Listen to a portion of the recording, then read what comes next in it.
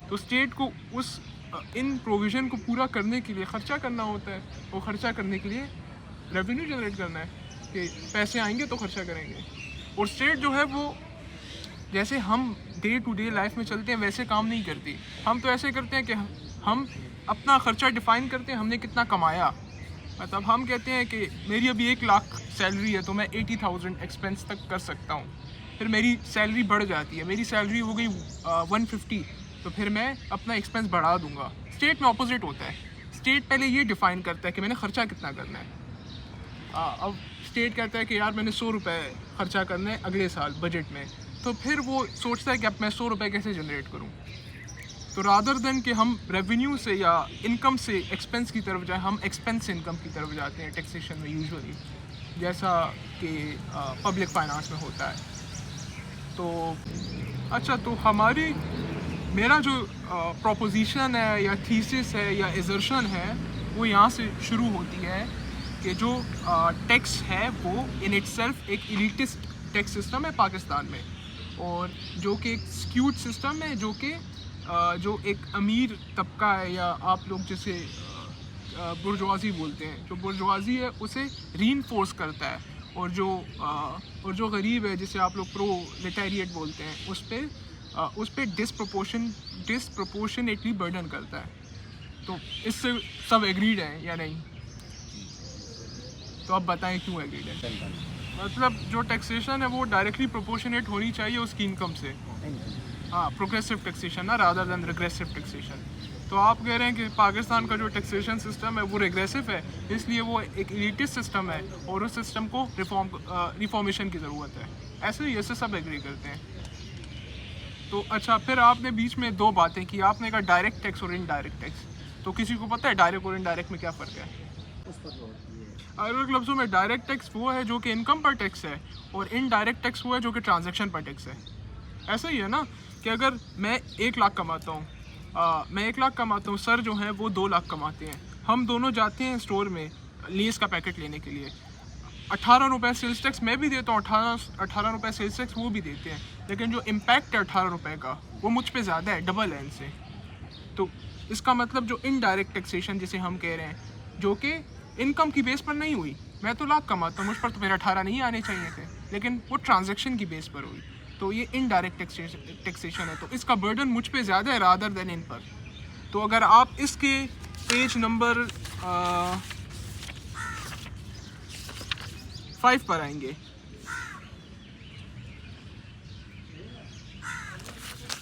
ये जो सैंकी ग्राफ बना हुआ है, टैक्स कलेक्शन की कैटेगराइजेशन हुई है, तो इसमें आप देखेंगे 1 डायरेक्ट आ रहा है और 3 आपके पास इनडायरेक्ट आ रहे हैं।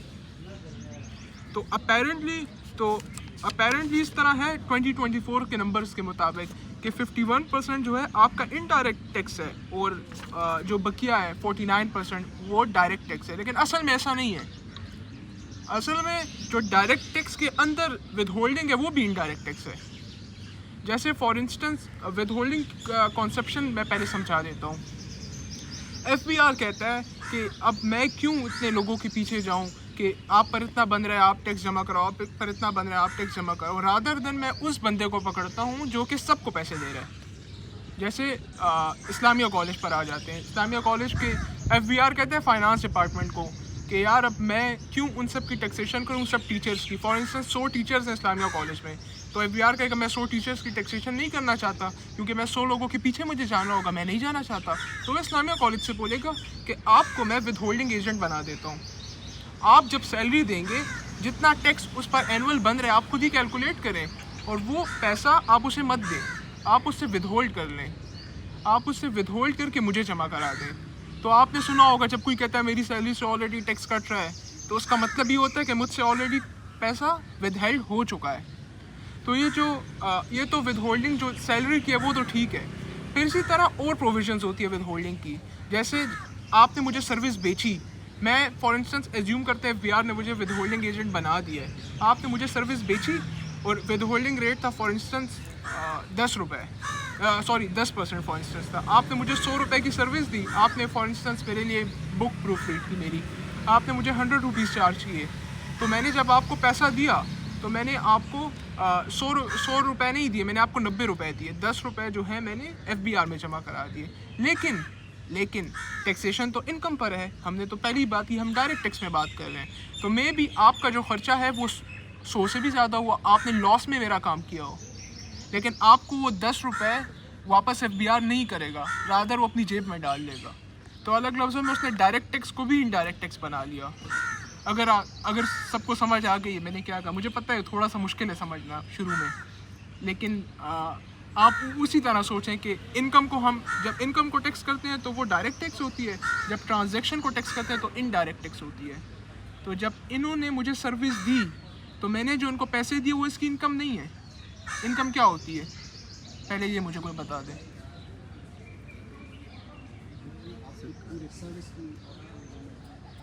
रेवेन्यू और इनकम में क्या फ़र्क है? अगर मैंने इसको चीज़ बेची, मैंने इसको ये चेयर बेची 100 की, तो 100 रुपये मेरी इनकम है या नहीं? वैसे ही गेस करें।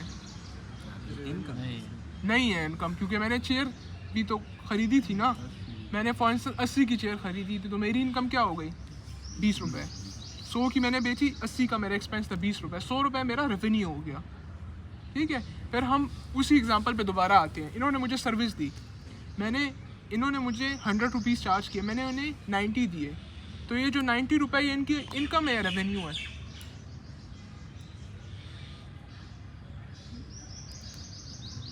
ये इनका रेवेन्यू है, क्योंकि इन्होंने खर्चा भी तो किया होगा ना, कुछ एक्सपेंस किया होगा, ट्रैवलिंग की होगी या जो भी किया होगा। तो मैं यही समझाना चाह रहा था कि डायरेक्ट टैक्स में भी कुछ पोर्शन इनडायरेक्ट है असल में, लेकिन वो गलत कैटेगराइज होता है एज ए डायरेक्ट टैक्स। तो जब हम उस पोर्शन को निकाल दें तो हमारी टैक्सेशन में 81% इनडायरेक्ट टैक्स है। 81% मतलब इनकम टैक्स होती ही नहीं है, 81% हम ट्रांजैक्शन को टैक्स करते हैं। और ट्रांजैक्शन टैक्स का मतलब ये है कि मैं जो कि फॉर इंस्टेंस महाना कुछ नहीं कमा रहा, वो भी उतना ही टैक्स दे रहा है, और ये करोड़ रुपए कमा रहा है, ये भी उतना ही दे रहा है, क्योंकि असल में तो टैक्स इनकम नहीं हो रही, वो तो ट्रांजैक्शन टैक्स हो रही है। तो और इसकी वजह क्या है कि FBR क्यों इस पर रिलाई करता है? क्योंकि FBR मेहनत नहीं करना चाहता। FBR नहीं चाहता कि मैं अब इसके पीछे जाऊँ, उसके पीछे जाऊँ कि यार तुमने इतने कैसे कमाए, तुम्हारा मैं ऑडिट करता हूँ, तुम्हारी इतनी लाइबिलिटी बनती है और तुमने गलत लाइबिलिटी बनाई है, तो अब मैं तुम्हें पीनलाइज भी करूँगा, तुमसे टैक्स भी लूँगा। तो FBR नहीं करना चाहता वो। तो अलग लफ्ज़ों में ये आप समझ लें कि करप्शन कम गवर्नेंस का प्रॉब्लम है, या टैक्सेशन एडमिनिस्ट्रेशन का प्रॉब्लम है कि वो ये नहीं करना चाहता। फिर हम आ जाते हैं, ये तो हमने एक ओवरऑल बात कर ली ना कि FBR की तरफ से क्या गलत हो रहा है कि वो इनडायरेक्ट टैक्स पर रिलाई कर रहा है। फिर हमारे पास कुछ करप्शन का एलिमेंट भी बीच में है, जैसे कुछ सेक्टर्स हैं जिनको FBR टैक्स नहीं करता। जो 3 मेन सेक्टर्स हैं उसमें जो कि न्यूज़ में भी आपने सुना होगा, पहला है एग्रीकल्चर सेक्टर। एग्रीकल्चर सेक्टर की जब हम बात करते हैं तो आप आ जाएँ पेज नंबर 2 पर आ जाएं।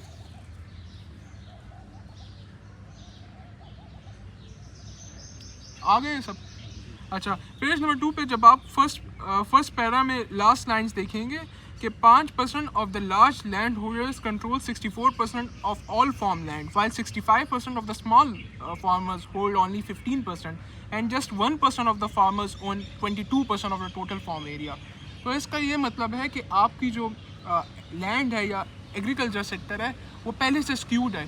कुछ लोग जो हैं, जो कि 5% लोग जो हैं वो 64% ऑफ द पूरी लैंड ओन करते हैं, जो कि एक बहुत ही एक ह्यूमंगस फिगर है। और ये हमें पता है कि ये ऑलरेडी मैनिपुलेट हो चुका है, मतलब ये ऑलरेडी ऐसा हो चुका है कि किसने अपने नौकर के नाम पे, किसी ने 10 नौकर के नाम पे अपनी लैंड जो हैं वो कैटेगरीज बना के उनके नाम पे ट्रांसफ़र की हुई हैं कि उन पर टैक्स ना आए, ब्ला ब्ला ब्ला, वो सब हो चुका है।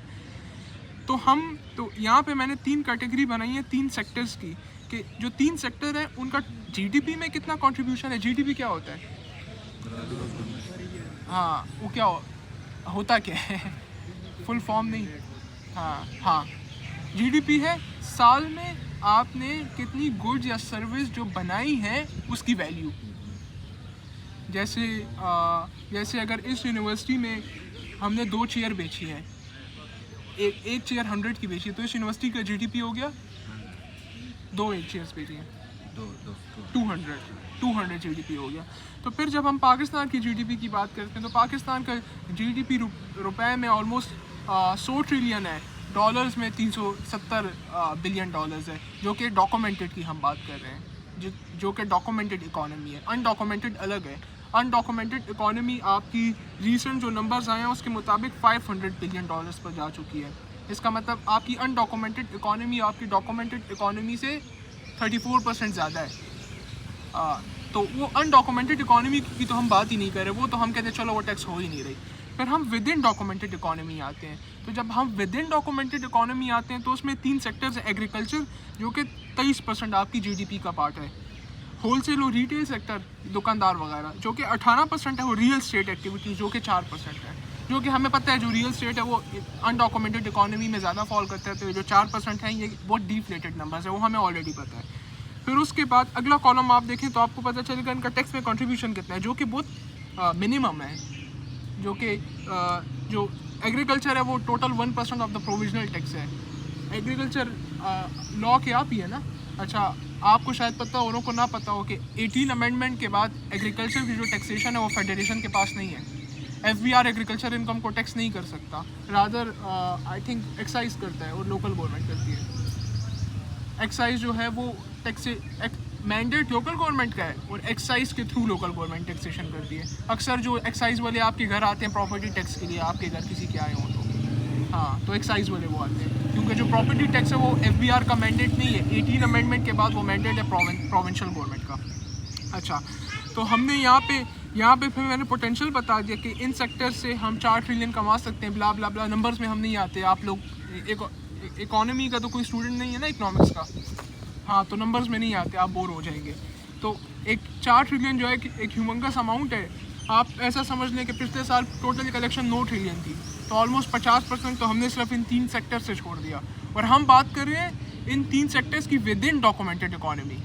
अनडॉक्यूमेंटेड इकोनॉमी की तो हम टच ही नहीं कर रहे। तो अगर हम सिर्फ ये भी कर लें तो हमारा जो टारगेट है आराम से मीट हो जाएगा। अच्छा, तो फिर तो हमारा थीसिस क्या था कि जो पाकिस्तान का टैक्सेशन सिस्टम है वो एलिटिस्ट है और वो अमीर तबके को फेवर देता है रादर देन गरीब के। सही है। तो हमने पहली बात की कि पहला तो बात ये आ गई कि एफबीआर जो है वो रिलाई ही इनडायरेक्ट टैक्सेशन पे करता है। वो इनकम को टैक्स ही नहीं करता, रादर वो ट्रांजैक्शन को टैक्स करता है। और ट्रांजैक्शन को टैक्स करने की वजह से हम जो है सरकमवेंट कर देते हैं इनकम को और हम डिसप्रोपोर्शनेटली बर्डन कर देते हैं गरीब तबके को।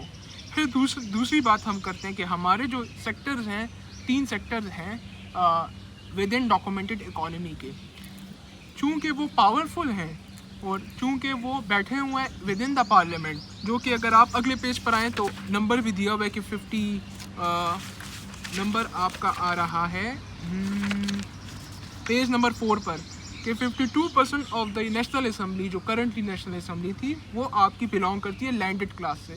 तो जब 52% of the national assembly landed class से बिलोंग करती है तो वो क्यों चाहेंगे कि एग्रीकल्चर इनकम टैक्स हो? बड़ी लॉजिकल सी बात है ना, कोई नहीं चाहता कि उनकी इनकम टैक्स हो। तो आपको समझ आ जाएगा कि क्यों एग्रीकल्चर इनकम टैक्स नहीं हो रही। फिर होलसेल और रिटेल सेक्टर जो है वो भी एक बहुत ही एक पावरफुल सेक्टर है, क्योंकि जो कि in comparison to for instance salary, एक तो होलसेल और रिटेल है वो बहुत यूनाइटेड है। अगर आप में से किसी ने नाम सुना हो उसका ताजिर दोस्त स्कीम का, किसी ने न्यूज़ में नाम सुना हो, एफबीआर चाह रहा था कि हम रिटेल सेक्टर को किसी तरीके से कैप्चर करें, तो उन लोगों ने धरना दिया और बस उस एफबीआर ने फिर रिटेल सेक्टर को छोड़ दिया। फिर हम आते हैं रियल स्टेट सेक्टर पे। रियल स्टेट सेक्टर जो है उस पर तो मेरे ख्याल से सबको पता है कि वो कैसे काम करता है। और फाइल्स इन जो रियल स्टेट सेक्टर है वो असल में कुछ बेचते ही नहीं है, वो फाइल बेचते हैं। वो फाइल इन इटसेल्फ कुछ नहीं है, मतलब बस वो एक एज्यूम्ड वैल्यू है एक डॉक्यूमेंट की। और जिस तरह रुपए, जिस तरह नोट है, उसी तरह की एक फ़ाइल है जिसकी एक वैल्यू है जो कि ट्रेड होती है और जिसकी असल वैल्यू कुछ जीडीपी में नहीं है। तो ये तो हम 3 सेक्टर्स पर आ गए। हमने रीजंस भी डिस्कस के लिए रीजंस किए हैं। फिर हम आते हैं कि जब ये 3 सेक्टर टैक्स नहीं हो रहे तो टैक्स असल में हो कौन रहे हैं। पहली तो हमने बात कर ली टैक्स हो रही है इनडायरेक्ट टैक्सेशन में, वो तो सबको पता है कैसे हो रही है। मैंने लेस लिया, मुझसे पैसा कटा, सही है। फिर मैंने कुछ इंपोर्ट किया, इंपोर्ट के टाइम मुझसे कस्टम ड्यूटी कटी। फिर मैंने फेडरल एक्साइज ड्यूटी हर चीज़ पर नहीं लागू होती। फॉर इंस्टेंस जो सिगरेट्स हैं उस पर लागू होती है या टोबैको पे लागू होती है, तो मैंने टोबैको बेचा, उस पर लग गया। तो हम वो लग गया, ठीक है। तो अब हम बात करते हैं उसकी, जो कि हम अब आ गए डायरेक्ट टैक्सेशन में। फिर डायरेक्ट टैक्सेशन में हमें पता चला कुछ सेक्टर्स नहीं है, कुछ सेक्टर्स हैं, तो अब कौन से सेक्टर्स हैं। तो प्राइमरीली डायरेक्ट टैक्सेशन में आपको मिलेगा सैलरीड क्लास, जो कि ओवर ईयर बर्डन हो रहा है। अगर आप नंबर्स में आ जाएं तो आपको नंबर्स मिल जाएंगे, पेज नंबर। अभी जो लेटेस्ट नंबर्स आए थे 9 मंथ्स के, तो 9 मंथ्स के लेटेस्ट नंबर्स के मुताबिक 10% जो है टैक्स सैलरी से कटा था और बाकियों से बहुत कम कटा हुआ था। अगर आप इसमें आ जाएं, पेज नंबर 9 पर आ जाएं, तो पेज नंबर 9 पर अब हम एक्सपेंडिचर की बात करें। देखिए, हमने टैक्स की तो बात कर ली कि मतलब रेवेन्यू साइड की तो हमने बात कर ली कि रेवेन्यू साइड पर प्रॉब्लम्स क्या है, लेकिन जैसे मैंने शुरू में कहा था कि गवर्नमेंट जो है वो एंटी क्लॉकवाइज जाती है। रादर देन कि हम रेवेन्यू से एक्सपेंडिचर की तरफ जाएं, गवर्नमेंट एक्सपेंडिचर से रेवेन्यू की तरफ जाती है। तो मे भी प्रॉब्लम एक्सपेंडिचर में हो कि हमारा एक्सपेंडिचर इतना ज़्यादा कि हमें रेवेन्यू ज़्यादा चाहिए होता है, ये भी तो एक प्रॉब्लम है ना। रादर देन कि हम इस पर बात करें कि रेवेन्यू हम जनरेट नहीं कर पा रहे। तो जब आप 9वें पेज पे आएंगे तो आपको एक्सपेंडिचर के 2007 से 2024 के नंबर्स मिल जाएंगे। हम नंबर्स में नहीं आते, नंबर्स आप बोर हो जाएंगे नंबर्स में। हम सिर्फ एंड की 2 नंबर्स में आते हैं, जो एंड की 2 रोज़ हैं उसमें आते हैं। तो 2 रो में आप देखें टोटल एक्सपेंडिचर जो है आपका कितना परसेंट बढ़ा है। सेकंड लास्ट रो अगर आप पढ़ें 1122% बढ़ा है जो आपका, जबकि आप अगर टोटल रेवेन्यू देखें तो वो सिर्फ 922% बढ़ा है। तो आपका तो पहले यहाँ पर फ़र्क आ गया। फिर विद इन आप एक्सपेंडिचर देखें तो एक होता है अच्छा मैं थोड़ा सा समझा देता हूँ। खर्चा 2 किस्म का है, एक को कहते हैं करंट एक्सपेंडिचर, एक को कहते हैं डेवलपमेंट एक्सपेंडिचर। करंट एक्सपेंडिचर को आप समझें जो नाम से भी ज़ाहिर है कि करंट का डे टू डे का खर्चा, और डेवलपमेंट एक्सपेंडिचर को आप समझें कि वो डे टू डे का खर्चा नहीं है, वो बल्कि लॉन्ग टाइम का खर्चा है। जैसे अगर इस्लामिया कॉलेज एक चेयर ख़रीदती है तो वो करंट एक्सपेंडिचर का पार्ट है, क्योंकि वो लॉन्ग टाइम के लिए नहीं ख़रीद रही। इस्लामिया कॉलेज एक डिपार्टमेंट बनाती है तो वो एक लॉन्ग टाइम का खर्चा है। तो जो लॉन्ग टर्म का खर्चा है उसको हम डेवलपमेंट एक्सपेंडिचर में क्लासीफाई करते हैं। अच्छा, फिर जब आप नंबर्स में आते हैं, आप सेकंड लास्ट रो देखें तो डेवलपमेंट एक्सपेंडिचर आपका कितना बढ़ा है 367%, और आप करंट एक्सपेंडिचर देखें तो आपका 1250% बढ़ा है। इसका क्या मतलब? इसका मतलब गवर्नमेंट ने पैसा वेस्ट किया है। करंट मतलब चेयर ख़रीदने से इस्लामिया कॉलेज को क्या मिलेगा? कुछ नहीं ना। लेकिन डिपार्टमेंट बनाने से तो एक तो पैसा भी आएगा, दूसरा उसका जो मकसद था वो भी पूरा होगा ना। तो अब फॉर इंस्टेंस गवर्नमेंट जो है सारा अपना एक्सपेंडिचर पेंशन में दे देती है या सारा खर्चा सैलरी में दे देती है, तो उसने तो सारा जो रेवेन्यू पहले से इतना कम था कमाया था वो तो उसने वेस्ट कर दिया। उसको चाहिए तो डेवलपमेंट एक्सपेंडिचर करता, वो कुछ बनाता जिससे बाद में हमें फ़ायदा होता है। जैसे अगर दो ये एक इन इटसेल्फ बहस है कि डेवलपमेंट एक्सपेंडिचर में क्या ख़र्चा होना चाहिए, क्योंकि अगर कोई आता है और रोड बनाता जाता है तो वो भी डेवलपमेंट एक्सपेंडिचर है, लेकिन शायद उसकी उतनी यूटिलिटी ना हो। तो अगर गवर्नमेंट फॉर इंस्टेंस यूनिवर्सिटी बनाती है तो वो भी एक डेवलपमेंट एक्सपेंडिचर होगा।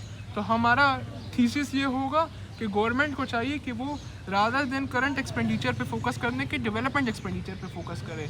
और विद इन भी करंट एक्सपेंडिचर अगर आप देखें तो आपका मेनली खर्चा इंटरेस्ट पेमेंट्स में हो रहा है। अगर आप 2024 का नंबर देखें तो 18.6 ट्रिलियन में से 8.2 ट्रिलियन तो इंटरेस्ट पेमेंट्स पे चले गए।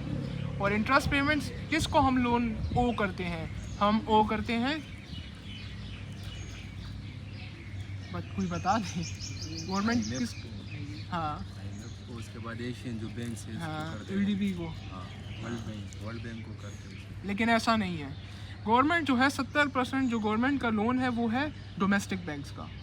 अलग लफ्ज़ों में ये जो प्राइवेट बैंक्स हैं, हबीब बैंक, नेशनल बैंक, UBL, 70% जो डेट है उनके पास है गवर्नमेंट का। एक्सटर्नल तो 30% है, जिसमें से IMF का कितना 5% होगा, 10% होगा।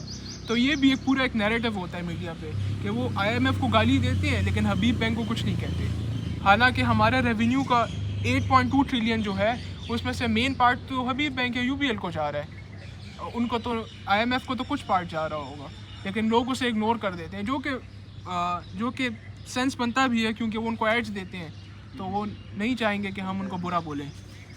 तो हम कह रहे हैं कि आप एक तो आपकी रेवेन्यू साइड की पे प्रॉब्लम है। रेवेन्यू साइड पे आपका प्रॉब्लम ये है कि आप इनडायरेक्ट टैक्सेशन पे रिलाई करते हैं रादर देन डायरेक्ट टैक्सेशन के। फिर हम कहते हैं आप कुछ सेक्टर्स को इग्नोर कर देते हैं, आप सिर्फ कुछ लोगों को पकड़ते हैं या अप्रीहेंड करते हैं।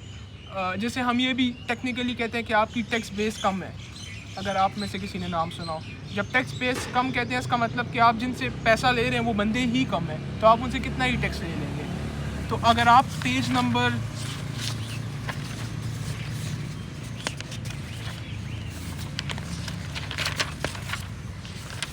पेज नंबर 10 पर आएँ तो इसमें एक ग्राफ दिया हुआ है जिसको लॉफर कर्व बोलते हैं। लॉफर कहता है कि जितना आप टैक्स रेट बढ़ाते हैं उससे आपकी टैक्स की कलेक्शन बढ़ती है, लेकिन वो एक ख़ास पॉइंट तक बढ़ती है। उस ऑप्टिमम पोजीशन के बाद अगर आप टैक्स रेट बढ़ाएंगे तो आपकी टैक्स कलेक्शन उल्टा कम हो जाएगी। और इसकी एग्जांपल बताता हूँ, लेटेस्ट फाइनेंस एक्ट। आपको शायद अंदाज़ा ना हो क्योंकि मैं टैक्स में काम करता हूँ तो मुझे अंदाज़ा है कि एक इंडिविजुअल जो कि काम कर रहा है, फॉर इंस्टेंस पेशावर में एक बंदा है जो सर्विस दे रहा है, जो कि फॉर इंस्टेंस प्रूफ रीडिंग कर रहा है बुक की, तो उस पर मैक्सिमम 59.5% टैक्स लग सकता है। अलग लफ्ज़ों में वो अपने साल के 12 में से 6-7 महीने गवर्नमेंट के लिए काम कर रहा है। मतलब उसकी जेब में तो सारा 40% जाएगा अगर हम मैक्सिमम रेट्स पर जाएं तो इससे यही जाहिर होता है कि लॉफर कर्व में हम इतना आगे जा चुके हैं टैक्स रेट में कि हमारी टैक्स कलेक्शन उसकी वजह से भी कम हो रही है। मतलब ये आप सोचें, मतलब लोग समझते हैं अगर हम रेट बढ़ाएंगे तो टैक्स कलेक्शन बढ़ेगी, लेकिन ऐसा नहीं होता, उल्टा कम होती है टैक्स कलेक्शन। जब ये 60% उसमें देगा, 60% जो है ये जब टैक्स देगा तो ये मुझे फिर बोलेगा मुझे पैसे बैंक में दो ही मत, ये मुझे बोलेगा इसके बाद मुझे कैश दो, मैं तो अगले साल वो टैक्स नहीं देना चाहता। तो रादर देन कि आपकी टैक्स कलेक्शन बढ़ती, उल्टा आपकी टैक्स कलेक्शन कम हो गई। और ये जो बंदा है जो कि पहले डॉक्यूमेंटेड इकॉनमी में था और ये टैक्स दे भी रहा था, ये अब कहता है मुझे सारे का सारा अनडॉक्यूमेंटेड इकॉनमी में दो, मुझे कैश दो, मैं टैक्स देता ही नहीं हूँ। तो जब गवर्नमेंट ये कहती है कि हमने टैक्स रेट बढ़ा दिए तो उसका ये मतलब नहीं होता कि उससे टैक्स कलेक्शन भी बढ़ेगी। अच्छा, फिर एफबीआर के अंदर एडमिनिस्ट्रेटिव प्रॉब्लम्स भी हैं। एफबीआर जो है, आप में से शायद किसी का पाला ना पड़ा हो एफबीआर से, कभी पढ़ा है? अच्छा, मैं टैक्स में काम करता हूँ तो मेरा रोज़ का है। तो एक तो एफबीआर में मैं मतलब आपको बिल्कुल डिफेक्टो बातें बता रहा हूँ कि अगर आपने सिर्फ वो अपना IRS एफबीआर का पोर्टल है जिसमें कंप्लाइंसेस होती हैं एनुअल टैक्स की, क्वार्टरली, ब्ला ब्ला ब्ला ब्ला, अगर आपने सिर्फ उसका पासवर्ड आपसे भूल के आपने चेंज करना है तो उसमें भी आपके 2-3 हज़ार एक्स्ट्रा लग जाएंगे। कि वो बोलेगा कि हो जाएगा लेकिन कुछ पैसे दे दें। ये बिल्कुल बेसिक लेवल की बात है, वो बाकी तो छोड़ें। तो एक स्टडी हुई थी 2018 में, प्रॉबली टैक्स रिफॉर्म कमीशन ने एक स्टडी निकाली थी, अब मुझे ईयर सही याद नहीं है, मैंने रेफरेंस दिया हुआ उसमें मिल जाएगा, कि जो आपकी टैक्स जो फील्ड ऑफिस से जो टैक्स की कलेक्शन है वो सिर्फ 5% है। अलग लफ्ज़ों में अगर आप पूरे एफबीआर के ऑफिस बंद कर ले तो 95% कलेक्शन वही रहेगी, जो कि शायद 95% ना हो, बढ़ जाए, क्योंकि उसमें फिर करप्शन भी माइनस हो जाएगी ना, तो शायद और रेवेन्यू बढ़ जाए ऑफिस बंद होने से। अगर शब्बर ज़ैदी को किसी ने सुना, वो यही कहता था कि हमें 26-27 हज़ार एम्प्लॉइज़ हैं तो हम सैलरी देकर उन्हें घर बैठा देते हैं कि सैलरी उनको पर मंथ मिलेगी, बस ऑफिस ना आए, तो उससे हमारी टैक्स कलेक्शन बढ़ जाएगी। फिर हमारी फिर इसी में फिर इसका अच्छा, लेकिन आपको क्यों लगता है 95% क्यों है कि बगैर एफबीआर के ऑफिस के बंद रहा है 95%? क्यों ऐसा क्यों हो रहा है? Exactly, indirectly taxation. अलग लफ्ज़ों में एफबीआर ने अपनी रिस्पॉन्सिबिलिटी जो कि जिसकी वो सैलरी ले रहा है, वो उसने रिस्पॉन्सिबिलिटी डाल दी इस्लामिया कॉलेज पे, और इस्लामिया कॉलेज को उसकी सैलरी नहीं मिल रही। मतलब इस्लामिया कॉलेज को एफबीआर पैसे नहीं दे रहा कि तुम विथहोल्डिंग एजेंट हो, तुम मेरा काम करो, मैं तुम्हें पैसे दूंगा। तो अलग लफ्ज़ों में जो इस्लामिया कॉलेज एफबीआर के बिहाफ पे जो काम कर रहा है वो इस्लामिया कॉलेज अपनी जेब से कर रहा है। मतलब एक तो इस्लामिया कॉलेज अपना टैक्स दे रहा है, फिर ऊपर से एफबीआर की टैक्स कलेक्शन का भी खर्चा कर रहा है। जैसे अगर एक बंदा है जो कि विथहोल्डिंग की फाइलिंग कर रहा है और विथहोल्डिंग की बैंक्स पे जमा करवा रहा है तो वो सैलरी ले रहा है, तो इस्लामिया कॉलेज क्यों पैसे दे उस पर? सेंस नहीं बनता ना। तो अगर और इस विथहोल्डिंग की वजह से कंप्लायंस इतनी कॉम्प्लिकेट हो जाती है जो कि आप लोग टैक्स में नहीं, आपको इतनी समझ नहीं आएगी, लेकिन मैं आपको बता रहा हूँ कि इससे बहुत मुश्किल हो जाता है एक किसी भी ऑर्गेनाइजेशन के लिए काम करना, क्योंकि एफबीआर को फिर वो जो ऑर्गेनाइजेशन है वो एक स्केपगोट लगती है। अब एफबीआर जो है, फॉर इंस्टेंस एफबीआर कहता है कि यार पेशावर के आरटीओ जो है वो कहते हैं हमने इस बार कम पैसे जमा किया, अब हम क्या करें?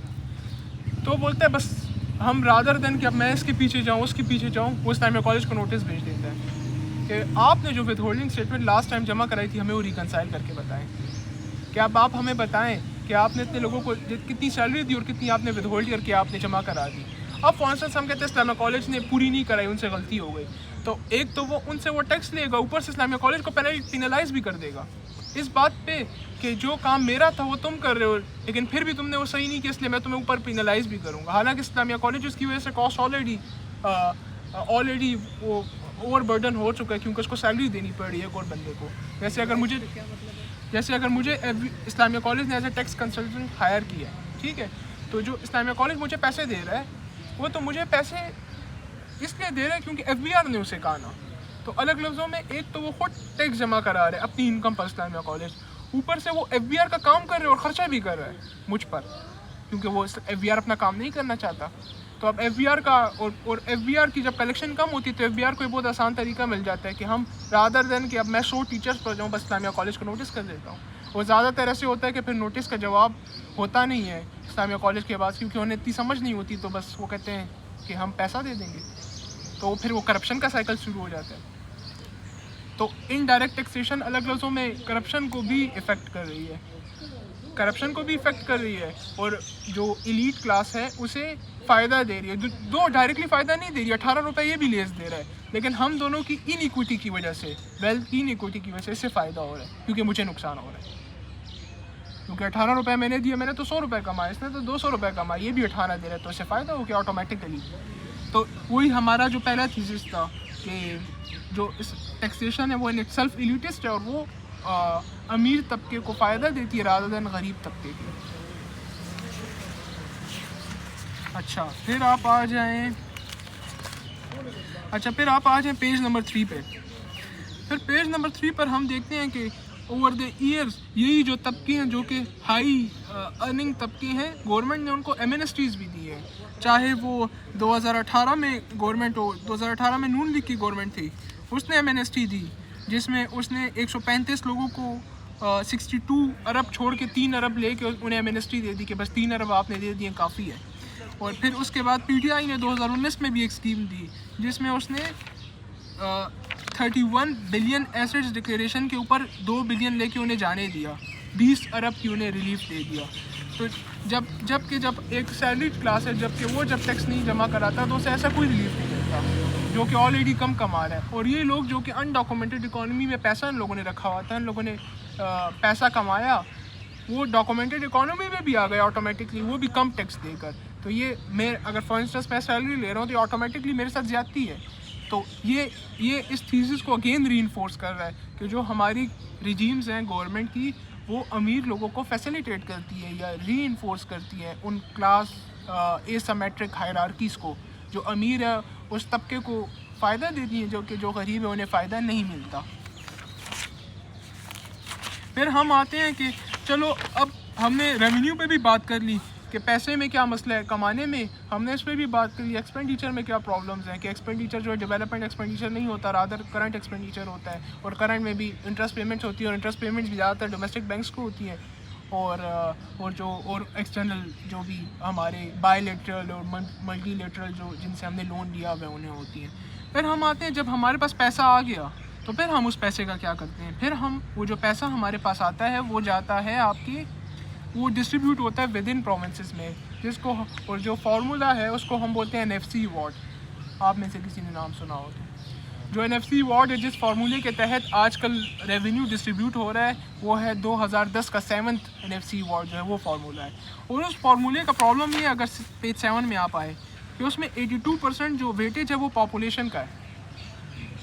अलग लफ्ज़ों में अगर पंजाब है तो उसको ज़्यादा पैसा इस वजह से मिलेगा क्योंकि वहाँ पे लोग ज़्यादा रहते हैं। अब बलूचिस्तान की बात करते हैं। बलूचिस्तान जो है एक माउंटेनियस टेरेन है।